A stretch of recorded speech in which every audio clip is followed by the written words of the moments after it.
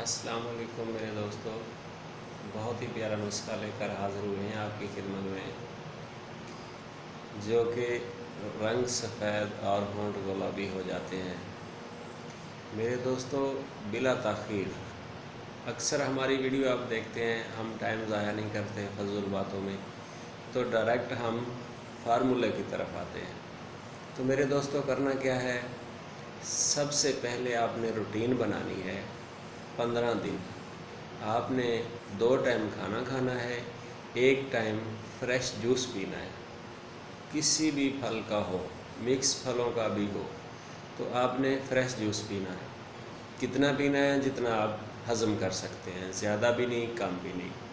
तो उसी वक्त आपने अर्के गुलाब लेकर हथेली पे डालकर चेहरे पे लगा लेना है, होंठों पे लगा लेना है।